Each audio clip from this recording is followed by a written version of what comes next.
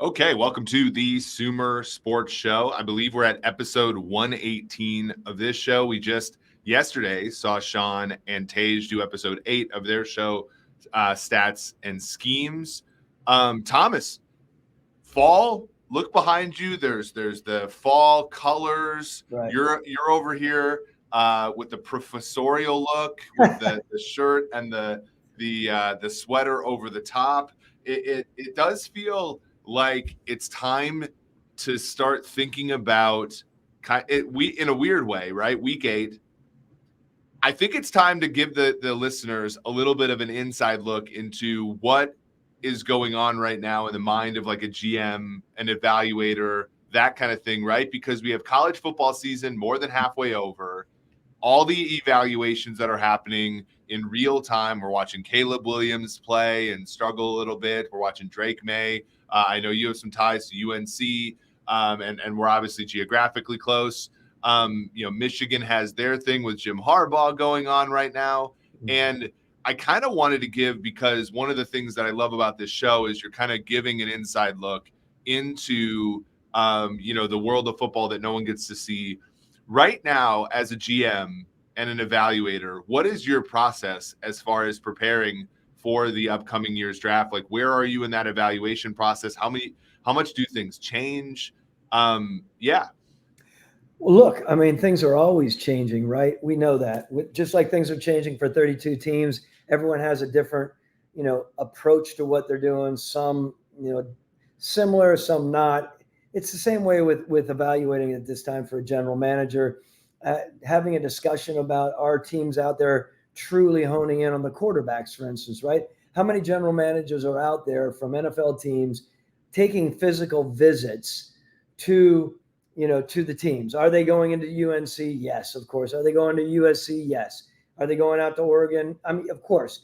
But the interesting thing is certain teams' general managers, for everyone to know this, are out on the road and still performing like a scout would, because at the core, that's what they are.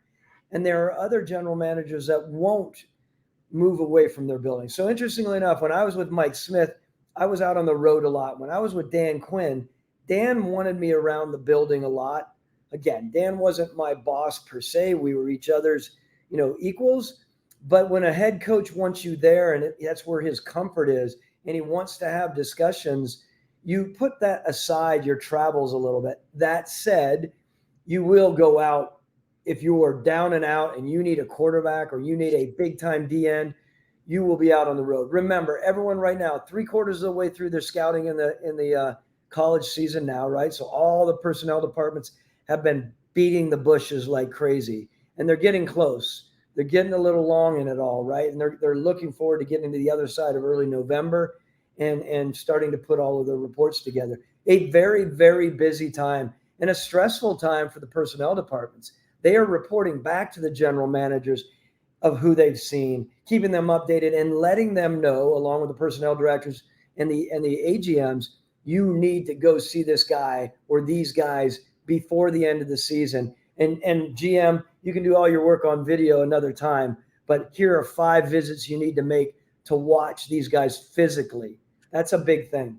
Yeah, there's a really good nugget in there that you just had, which is to say the scouts kind of on the lower ends, right? Like the regional guys and the area scouts, like they're almost done with their work for the year, right? Because by the time it gets to you, it's got to be, cross-referenced and, you're not going out there hunting for diamonds in the rough. Now, there have been people in the past. I mean, you were talking about Ted Thompson, the former GM, the late great GM of the Green Bay Packers. He did a lot of that stuff. He wanted his boots on the ground, so to speak. But from your perspective, you probably have to, a guy's got to go through a few different filters in order to get to your situation. We saw last week, I think it was Ryan Poles, Kwesi Adofo-Mensah, a few other GMs were at Notre Dame to watch USC Notre Dame for Caleb Williams. When you're an evaluator, what kind of additional information do you get when you're able to see him in person? Because, I think that the average person is like, I don't know necessarily if I see anything different on TV, but there's clearly a reason when you see a guy in person. things that you can, kind of pick up on, especially if it's somebody who's a cornerstone player of your franchise, to your point, of a quarterback, defensive end, left tackle, wide receiver kind of guy who's going to be a pillar of your franchise. Look, remember, for years and years and years, we would do all of our work at the college when we went to visit, right? As a personnel guy, as a scout, as a personnel director, and even as a general manager. We didn't have the same technological access to video like we do now, right? Many people already watch the video before they even get in and make their physical visit to practice and or games. That's not just the general managers. That can also be the scouting departments nowadays, right? They're just so much more effective and efficient with their time. We used to go in way back when I started, my dad's as a scout, longtime scout for the Browns, they used to watch film, right? I never watched film necessarily in my days. I came in just when video and VHS was hitting it, right? But and SVHS, right? Well, and so like let's clarify this for the listener. When you say film, you mean like legitimately the Yes. film, Yes. not necessarily, when people talk about cut ups, that means like they literally had to cut up the film to actually watch a player. You're saying video is obviously like Exos, PFF, DV Sport, where you can actually go in and legitimately watch the cut up, and it's far less onerous, right? Yeah, and remember, so that was film back in my dad's generation, and back in the 80s and 70s and beyond that, earlier than that, they would literally travel on planes with their their film projector and put it up over top. Imagine traveling like that. And what they did is, and everyone would get a kick out of this, that group, that generation would cut down, they would get their video people to cut down their machine so it was as light as possible, take off certain elements to it and take off different pieces to it and travel. It was crazy.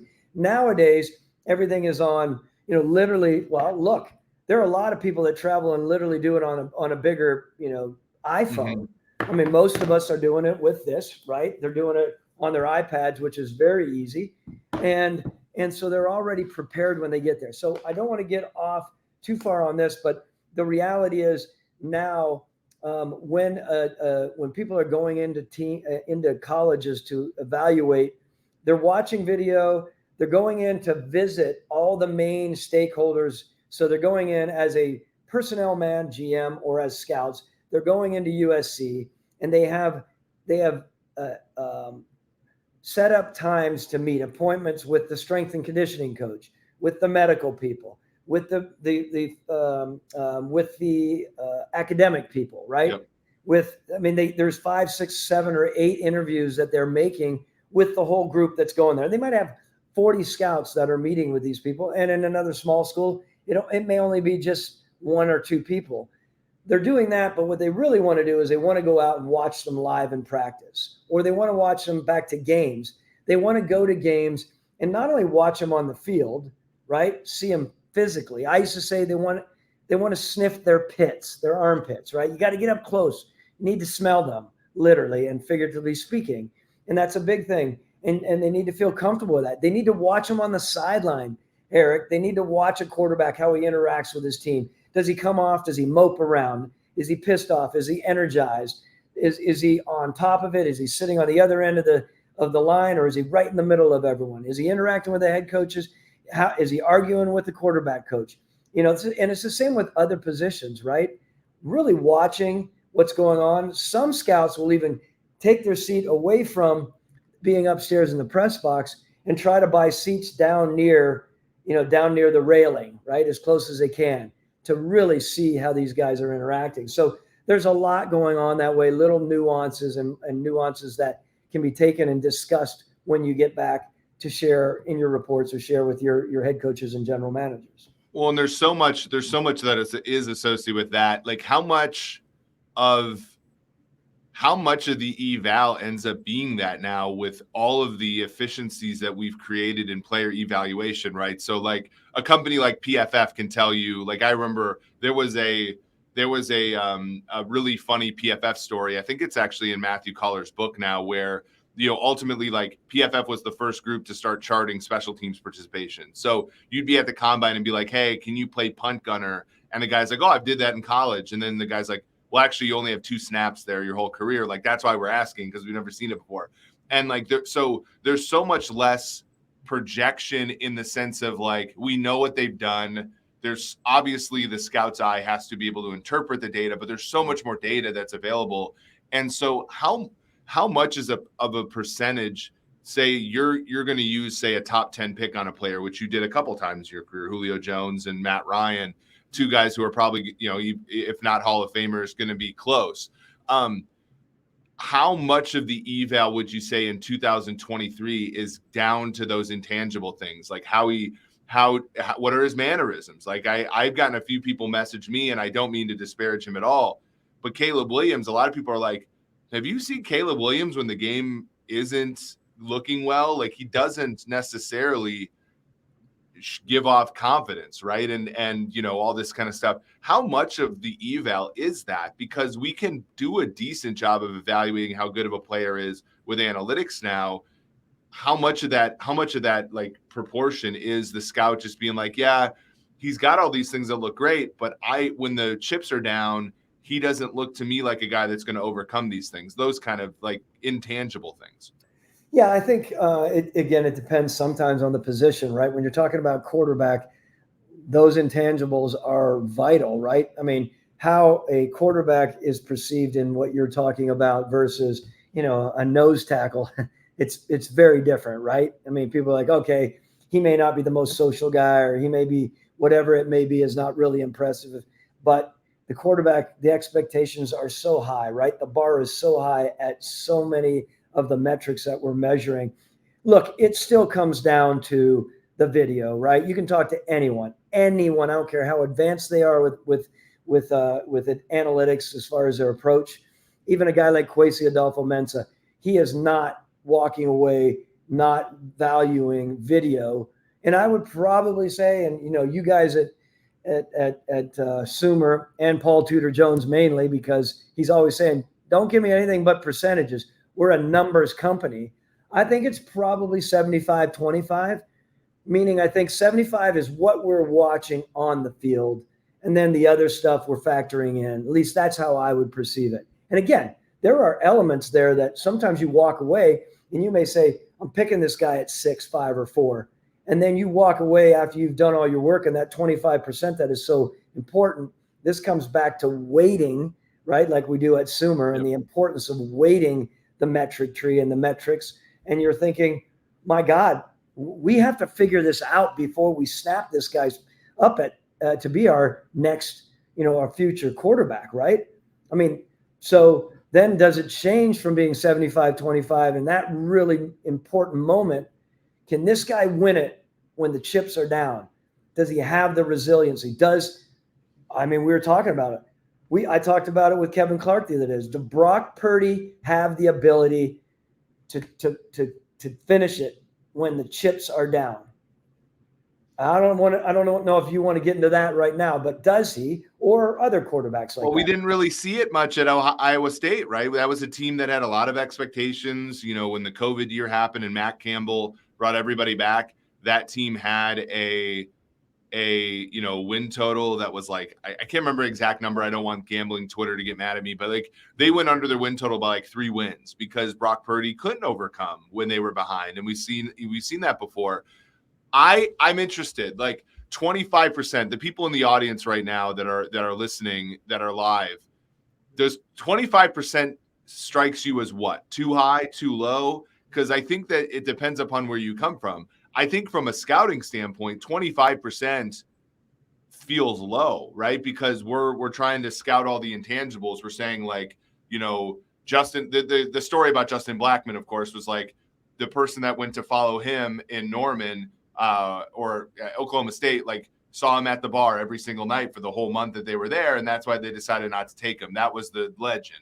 So like to me, that feels like a big part of it. But from an analytics perspective, if you're saying like, the Paul Tudor Joneses of the world, one of the founders of Sumer, 25% seems like an irreconcilably big number to me to be like, you're never going to get, you're going to, that there's irreducibleness to, the evaluation that we're trying to chip away at.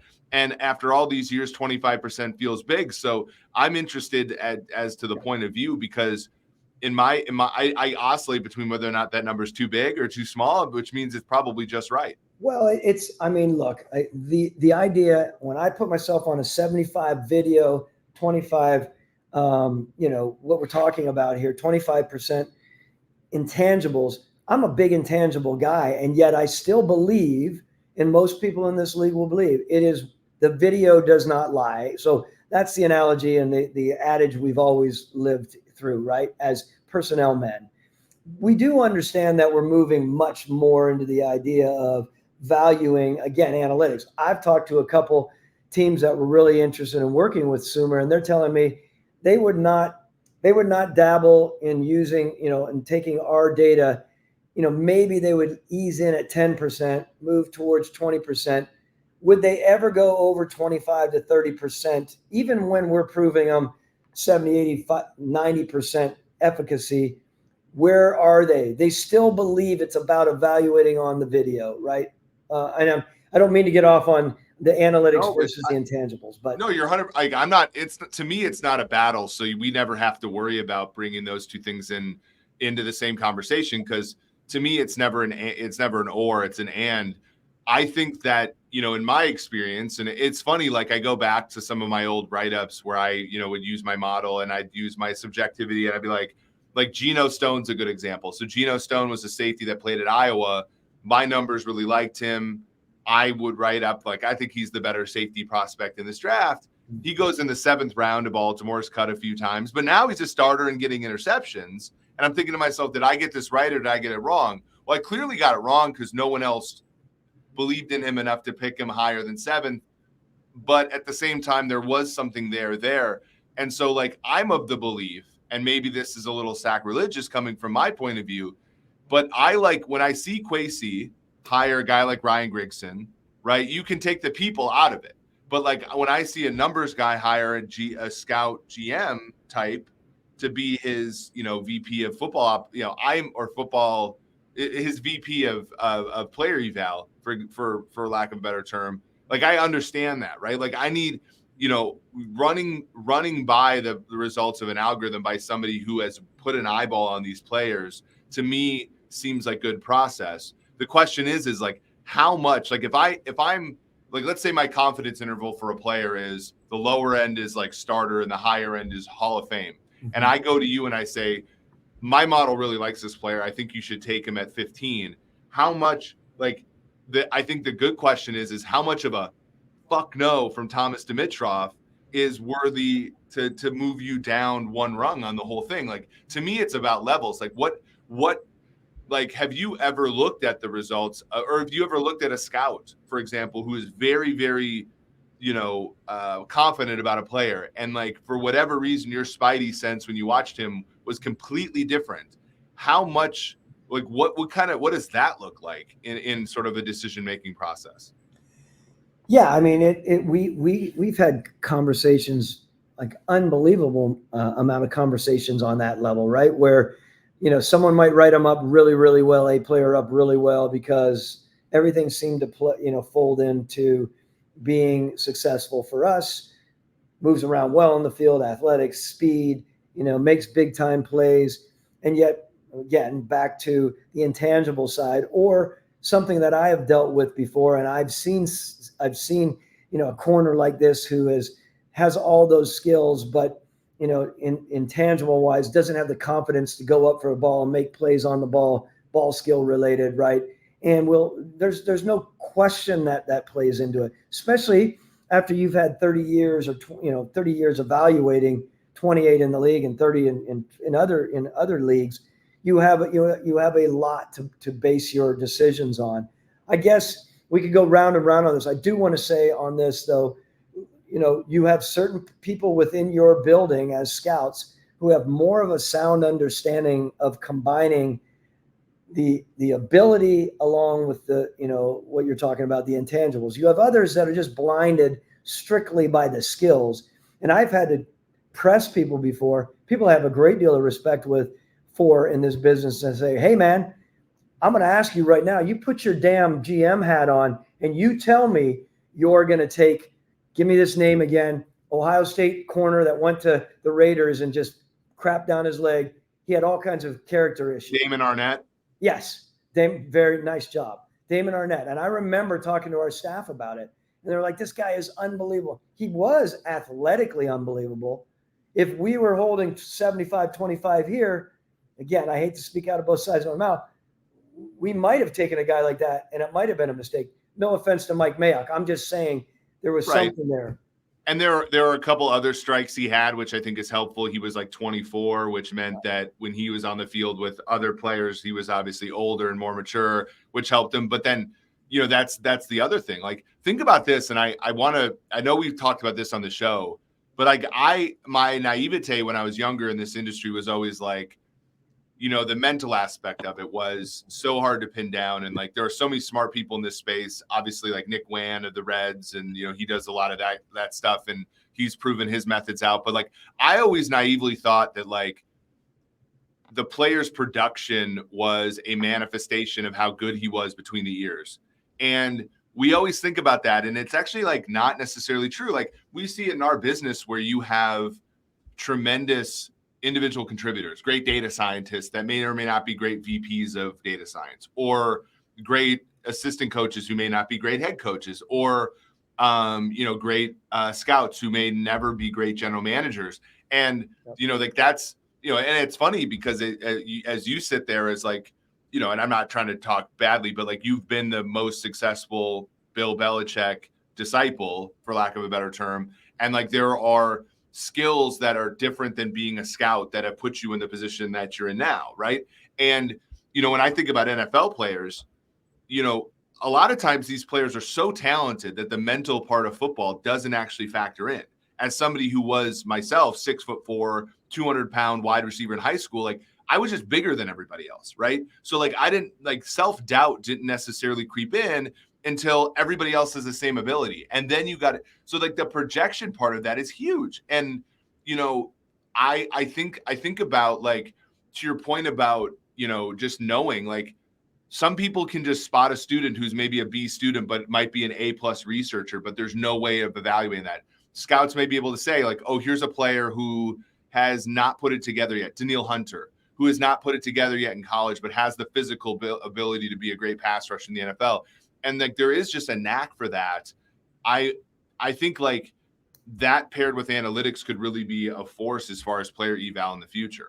We could go on and on and talk about this as well. I mean, look, I'm a big believer in those interview times when you're talking to players that you're digging into, some of their youth. A lot of people were like Thomas, it could be Arthur Blank or it could have been, might have been Dan Quinn. I don't think so, but I was very interested in digging in to find out, okay, were you one of those guys in your town? Like, were you the leader of your group within your neighborhood? Were you the fighter? Were you the guy who was breaking up fights? I think you can glean a lot through, of course, dealing with, really digging into the personalities. So I don't want to push away from it because it was really, really important. We did a lot of that in New England. I mean, Scott Pioli was really good pushing Bill Belichick and keeping Bill Belichick in that right spot where it would have been easy for us to take some renegades. But Scott was, to Scott's credit, he was always on that. He still is that today, right? Those kind of things are really, really important to him. And sometimes it gets complicated for someone within a building or a GM who is all about the athleticism and the movement, right? I mean, look, we can talk about Tyreek Hill. He ostensibly is the MVP of this league. He is kicking ass beyond. But there were certain teams out there would never would even thought about it because it wasn't good for the organization. And that's another part where, and again, I'm not trying to make a value judgment on Hill's past. I mean, there are some bad stuff there for sure. But like you think about organizational consistency, right? You had it for 12 and a half years with the Falcons. The Chiefs have had it. Like, make no mistake, the Chiefs, I mean, right now, actually, it's funny. Somebody who I know just sent me a message about Justin Ross, who, is up for a felony, count for destruction of property and possible domestic violence. And like that team, right, from Tyreek Hill to Kareem Hunt, who they eventually had to move off from because it got so bad, Frank Clark, who had his issues with violence, Marcus Peters, Willie Gay, two guys who were kicked. I think Marcus Peters was kicked off of his college team. Willie Gay, punched a kid in class, and I'm not making a value judgment, but there's organizational consistency where if Andy swings and misses on Kareem Hunt, he's not getting fired. Whereas another organization, you may not be able to take that gamble. And football, Bill Parcells once said, football is not a game for well-adjusted men. I don't think that that's necessarily true, but I do think if you just insist on choir boys on your 53, you're not going to be as good as some of those teams. And that you do need to take a chance on some players who have some character kind of boundary issues. Well, I mean, this comes back to the coaching staff too, right? So as a general manager, you need to know what you're dealing with, right? Just like we need to know as general managers who your strong scouts are, who scout. They all scout, by the way, everyone. They all scout every position. But you know it as a general manager. You know who your strong O-line scouts are, or tight end scouts, or linebackers. You just know. So you do weight them a little bit different. And when you start talking about what you're talking about, I mean, look, I remember when we first came in there, Mike Smith and I, to Atlanta, and we were coming off the Michael Vick debacle. I mean, there was no doubt about it. Arthur pulled us aside. You should clean this MF up, right?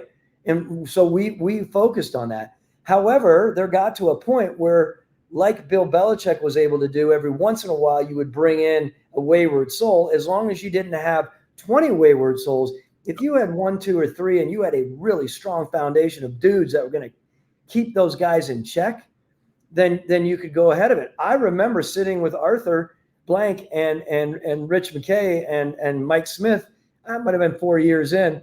It was somewhat tongue in cheek, but he said, I was talking to my daughter last night, and his daughter might have been 14, and she said to him, Dad, we need more thugs on this team. And I remember thinking, wow, okay, we need more thugs on Atlanta now. And it's, again, tongue in cheek, but the reality is the perception in our league was, in our city at one time, was we were coming off of that, but did we have enough grittiness, toughness, take the shot to the knees and nuts and step back up and deliver the return blow?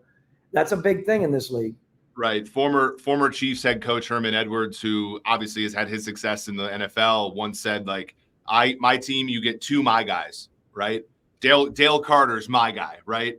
Supremely talented, but kind of would obviously get in trouble, was suspended a bunch, but could cover his ass, was a great cover corner, right? And in a league where, I mean, even Myles Garrett, Myles Garrett's the most valuable defensive player in the NFL right now. And he's got a streak to him, right? He almost killed Mason Rudolph on the field once. This is a very messy league with messy men, right? That's the whole point of it. And that's what makes the job of evaluation so hard. And I will say this as somebody who, many people consider me a leader in this space. I've made almost every mistake I've made in player evaluation was that part, was the metrics look good, but you have not evaluated the person. And so this is why I come to the altar here. And I'm I want to get to know this stuff, because it certainly has been the gap between myself and truly understanding, I think, evaluation at the level I should be. The last thing I want to ask you, because I know we're going to wrap up here quickly. How often in the course of a fall does the evolution of that current draft class change the way that you operate? So you have the season starts, right? You have expectations. So you come in, you're expected to win 10 games. Let's assume for a second that expectation is taking course. So you're on your path. You're not, things aren't going horribly, but things aren't going super well. Things are going about as well as they should. But for whatever reason, in your 2 or 3 year plan, you were okay, this year we're going to get a defensive end because someone's up for a contract and so forth. I'm thinking about Minnesota, for example, right? Yeah. Where the quarterback's on an expiring deal. People think that the quarterbacks are pretty good in the next coming class. You're kind of meeting expectations. Was there ever a situation where a player wowed you, or the opposite of wowed you, where you were shit, I need to change course here and maybe re-sign an older veteran that we were planning on moving off for, has there ever been that big of a shift in the dynamics of the players available to you in the draft that have changed your look on your current roster and your approach? Yeah, look, I would go many, many years with a plan kicking the season off. Initial plans of I am going to recommend to the head coach and I are going to make the decision of how we're going to divvy our acquisitions, right? Be that through free agency or through the draft. And I would start off thinking, I have these 5 positions that I think are best for us to go in the draft, given the fact that we did all of our work in the spring and we had a really good understanding, through all of our scouting input already. Hey, this is a really strong class in the draft at these 4 positions. So let's not screw around wasting big money in free agency. However, you get to a spot, again, quarter of the way, halfway through, or 3/4 of the way through the season, you're thinking, my God bless our scouts here, but we are off on this. We need to get our asses really focused on free agency. We need to get our money right and decide we're not going to find that inside linebacker in this draft that's going to take over this position, or linebacker or a tight end, right? Any specific position. So there's no question it can change.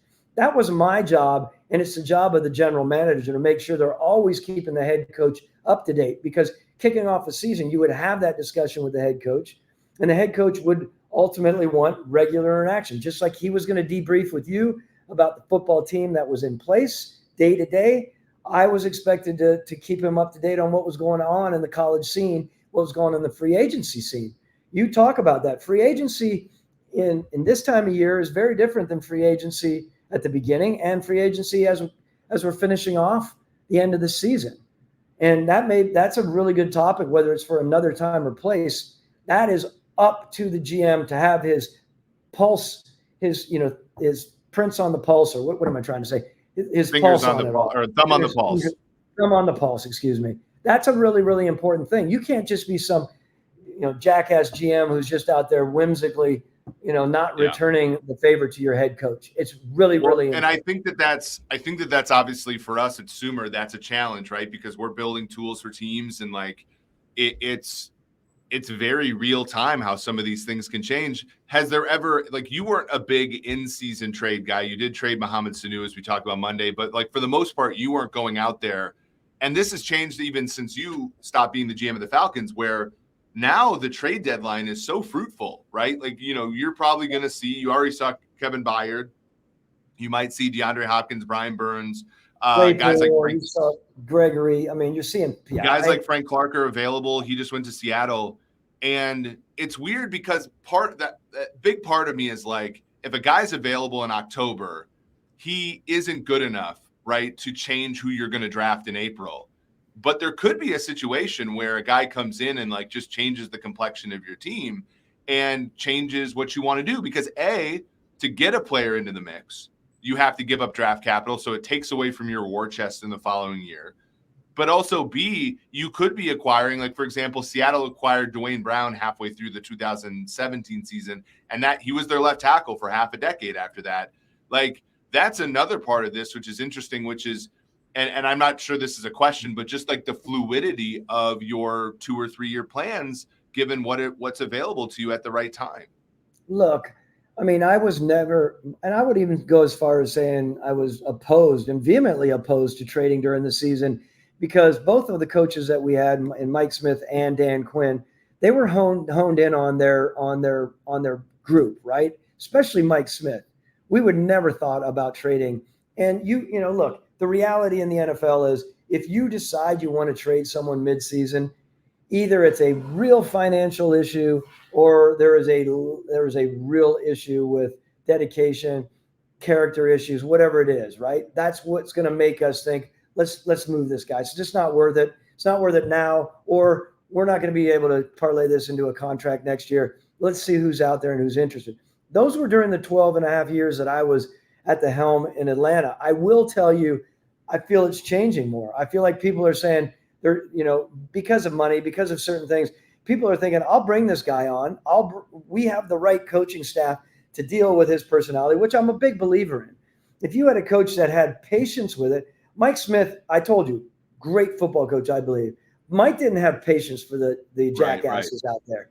And he had some badasses as a D-line coach and a D coordinator, but when he became the head coach, he didn't want to deal with that, right? Yep. That's very different. when you're in the trenches, you can deal with it and everything's fine. You can kind of joke around and go back to your meeting room. When you're the guy, so I'm just saying it's a really interesting thing to know your staff and know who can deal with someone, so that when you're the GM and you're saying, I'm going to give you the thumbs up on this, head coach, because you want to trade this guy or bring in this guy, I want to make sure I go to the owner and endorse this decision.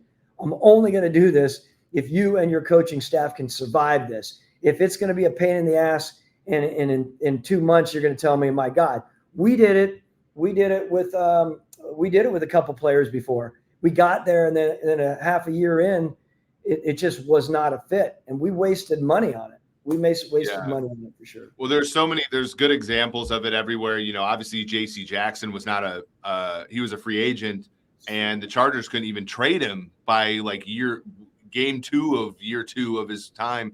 Percy Harvin was one. Now they won the Super Bowl, but that was a first round pick that they sent to Minnesota. Big contract, barely plays in the first year, plays somewhat in the second year. They trade him to the Jets for a 6th round pick in year 2. And again, like, it takes cultural stability, right? Like, Pete Carroll can get away with that. I don't know if, and not to name any names, but I don't know if like Matt Eberflus and Ryan Poles can get away from it, because they're just starting out. They're just trying to prove themselves out. So it's also, just like in everything in life, oftentimes the winners, sort of get to, write history. This is a good one from Mass Claypool, right? So the Steelers get the 32nd pick for Claypool last year, does really nothing in Chicago. Now he's going for a 6th pick. Now, good on the Bears for moving on, but like, that's a tough, pill to swallow. And it shows like kind of how not easy it is. And there's an element of like the positions too, like defensive end, Von Miller, that guy can kind of come in and that's a position where you pin your ears back and rush the passer. Left tackle, not very scheme dependent, but you think about like a position like middle linebacker or safety, or a position that is different depending on schemes. Like, it's just a difficult projection. So I think like the impetus not to want to do that in the middle of the season is, I think, fairly sharp. Remember, and this is important, you're talking about Ryan Poles, right, on Claypool. This is another thing. There is a scorecard kept from the time you enter as a general manager. Yep. And kudos to the people that make the moves, and they'll move on from first round quarterbacks. We've talked about those GMs, Howie Roseman, Les Snead,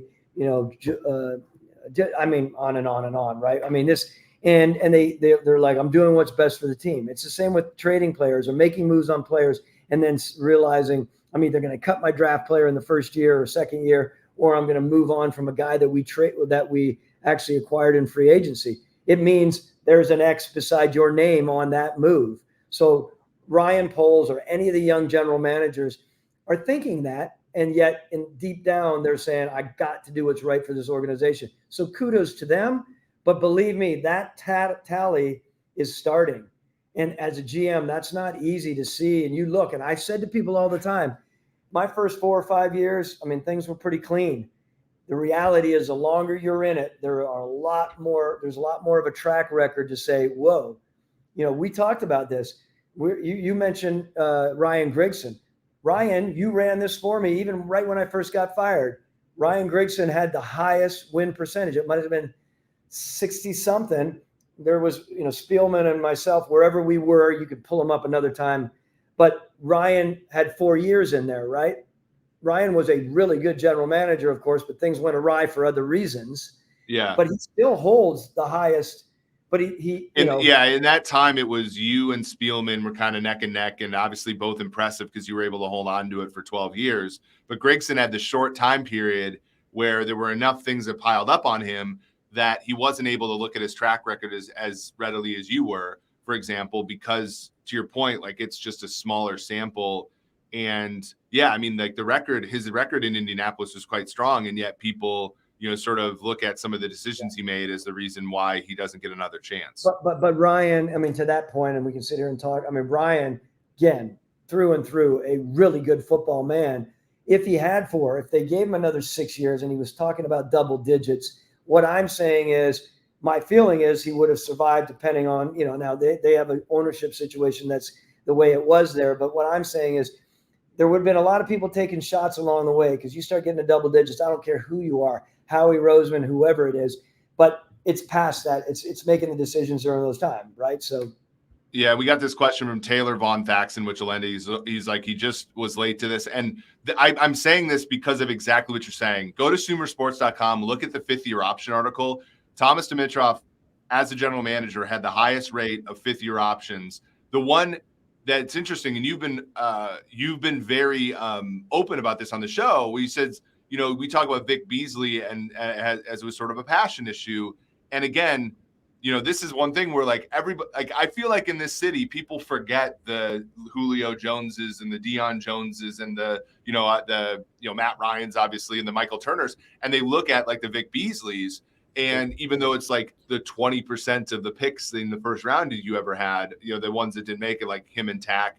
And it's the Vic thing it wasn't production in college. That was the reason that it didn't work out. To your point, it was kind of like one of those kind of intangible things where it was like, do you really want to be an NFL defensive end for 7 to 10 years? Or is it something like something more intangible?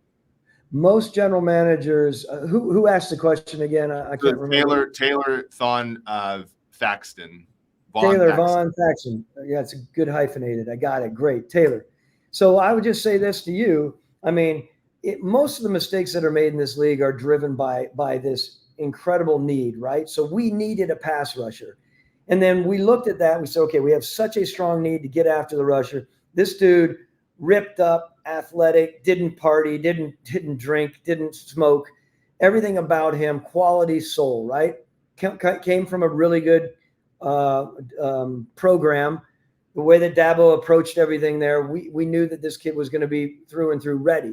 We did question his passion, but we were so driven by this need and all of these other intangibles that we thought, athleticism, all this good stuff.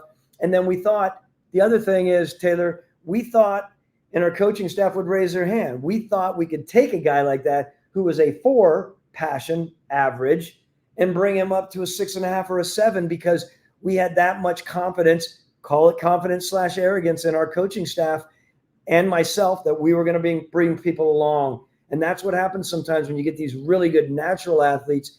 People project with need, project with athleticism, and then all of a sudden you're in a tough spot. He leads the league in sacks in the year of the Super Bowl, comes back and has very little passion and stops playing in the league. It was a mistake in the end. And as you know, another mistake I raised my hand on, we decided we were going to sign him to that option year, right? That was a mistake. We were just in a spot where we thought, what do we do here?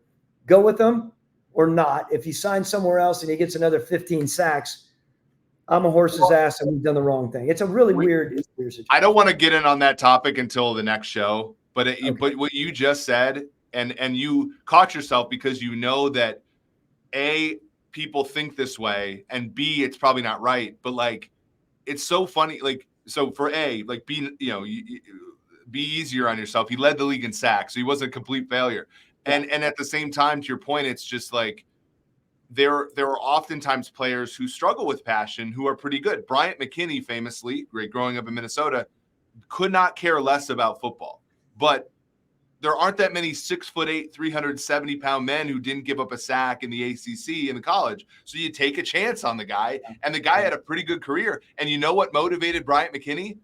When Mike Tice got fired, he played his ass off for 8 games, knowing the next coach is going to give a shit about whether or not I'm good, and then the money, right? So some players you can use those levers to motivate them, and some you can't. And it's not a stupid decision to go after players who are grading certain ways and you think you can motivate them, because in many cases, for many players, you can motivate them with the levers of money and professionalism and a different lifestyle. So it's not always not every player is going to love football as much as we do, right? And some people, because they have talent, can overcome kind of a lack of passion. Sometimes they can't. So this has been great. I think the questions in the chat were fantastic. Thomas, you brought a lot of value, I think, to the show. I think people, the folks on Twitter, were very happy with it as well. I just love these topics because obviously I don't think anybody else is going into depth about this. I think when the folks that listen to the show, they watch college football this weekend, I think that hopefully they watch it with a little bit of a different kind of idea of what's going through somebody like Thomas Dimitroff's mind during this, because it is sort of this weird thing where we're constantly hive mind, evaluating these players, when in reality the process is a lot more robust than that. So this has been great, Thomas. Any parting words for the weekend for the folks? No, look, I want to know what your game to watch is this weekend. Are we starting off with Thursday, or where are we going? Where are we focused? Yeah, I'm excited for this weekend of games. I'm excited for to see kind of how some of these teams, how the Cowboys react off of a bye. I'm excited to see can Kansas City keep the win streak against the Denver Broncos alive? Packers Vikings, that's always a great rivalry. So there's going to be a lot of fun this weekend. Your Falcons go on the road to face Tennessee, but they're going to get Will Levis as the quarterback. Their luck continues. So it'll be a fun weekend to see if some of these teams can take advantage of the opportunities in front of them. So thank you all for joining. Hit the like button, hit the subscribe button, go to Apple Podcasts, give us a review. Thomas loves when he gets those in his emails, and so do I. So for Thomas Dimitroff, for Eric Eager, this has been episode 118 of the Sumer Sports Show.